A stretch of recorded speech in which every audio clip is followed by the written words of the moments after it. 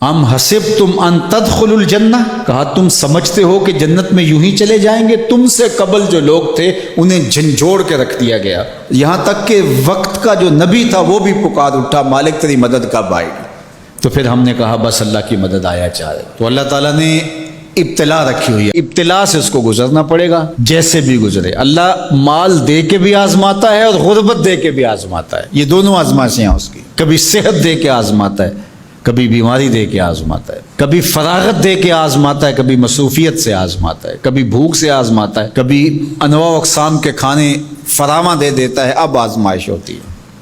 تو آزمائش تو ہے۔ اور حضور علیہ السلام سے حضرت ابو سعید خدری رضی اللہ تعالیٰ عنہ ملنے گئے تو آقا کریم علیہ السلام بخار میں مبتلا تھے، حضور کے اوپر لحاف تھا، کمبل تھا، تو انہوں نے کمبل کے اوپر ہاتھ رکھا تو بخار کی گرمی، جو جسم گرم ہو جاتا ہے بخار سے، وہ گرمی کمبل کے اوپر سے محسوس کی۔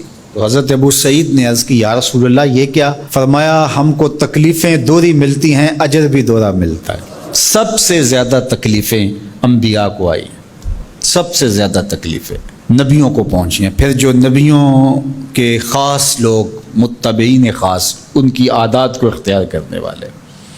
امام فخر الدین رازی نے تفسیر کبیر میں لکھا ہے کہ مکے سے لے کر طائف تک 70 ایسے نبیوں کی قبریں ہیں جن کی وفات صرف بھوک اور پیاس کی وجہ سے ہوئی ہے۔ حضرت خباب بن ارت رضی اللہ تعالی عنہ حضور کی خدمت میں حاضر ہوئے، حضور کعبۃ اللہ کی دیوار کے ساتھ بیٹھے ہوئے تھے، کافروں نے اتنے دکھ دیے، اتنی تکلیفیں دی کہ یہ تھوڑے سے پریشان ہو گئے۔ تو آقا کریم نے فرمایا خباب بس گھبرا گئے ہو؟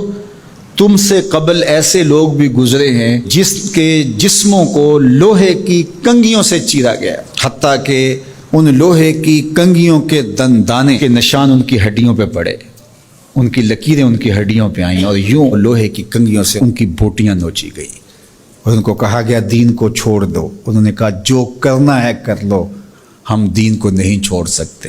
حضرت زکریا کے سر پیارا رکھ کے پاؤں تک چیر دیا گیا، لیکن پڑھو ان کی سیرت، ان کی زبان سے اف بھی نہیں نکلی، زخم پہ زخم کھا کے جی، خون جگر کے گھونٹ پی، آہ نہ کر لبوں کو سی، یہ عشق ہے دل لگی نہیں۔ تو خوشی ملے تو تب بھی اور غم ملے تو تب بھی، جو دائرے میں رہتے ہیں وہی کامیاب اور بامراد ہے۔ ظفر اسے آدمی نہ جانیے چاہے جتنا بھی ہو صاحب فہم و ذکا، ظفر اسے آدمی نہ جانیے چاہے جتنا بھی ہو صاحب فہم و ذکا، جسے عیش میں یاد خدا نہ رہی، جسے تیش میں خوف خدا نہ رہا۔ عیش کی زندگی ہو یا تیش کی زندگی ہو، خوشی کا موقع ہو یا مرحلہ غم ہو، امتحان میں یہ دیکھا جاتا ہے کہ کون سرخرو اور کامیاب ہوتا ہے۔ تو یہ زندگی امتحان گاہ ہے، کبھی مال کی فراوانی امتحان، کبھی غربت امتحان، کبھی پھلوں کی کثرت امتحان، کبھی پھلوں کا لٹ جانا امتحان، کبھی اولاد کی کثرت اور فرما بردار اولاد نصیب ہو جانا یہ امتحان، اور کبھی اولاد کا مر جانا یا نافرمان نکمی اور آوارہ اولاد پلے پڑ جانا، یہ امتحان، یہ امتحان زندگی۔ کبھی دولت ہی دولت انبار لگ جاتے ہیں، اور کبھی دو لقموں کے لیے بندہ ترستا ہے، یہ بھی امتحان۔ کبھی ماں باپ ہیں، بہن بھائی ہیں، رشتہ دار ہیں، ان کے سایہ عاطفت میں زندگی گزرتی ہے، اور کبھی کندھوں پہ اٹھا کے باپ کو بھی قبر میں اتار چکے ہوتے ہیں، ماں کو بھی لاحد میں اتار چکے ہوتے ہیں، کوئی کندھا بھی نہیں ہوتا جس پہ سر رکھ کے آنسو ہی بہا لیں۔ وہ لمحے بھی ہوتے ہیں، وہ گھڑیاں بھی ہوتی ہیں، وہ بھی گھڑیاں ہوتی ہیں۔ تو اللہ بندوں کا امتحان لیتا ہے، دے کر کے بھی اور لے کر کے بھی۔ اب کون ہے جو دونوں مرحلوں میں شکریہ ادا کرتا ہے؟ جو اللہ کے بندے ہوتے ہیں وہ کبھی بھی اللہ کی رضا کے دائرے سے باہر نہیں نکلتے۔ ان کے دو ہی رنگ ہوتے ہیں، کبھی شکر کرتے ہیں، کبھی صبر کرتے ہیں۔ نہ ملے تو صبر کرتے ہیں، مل جائے تو شکر کرتے ہیں۔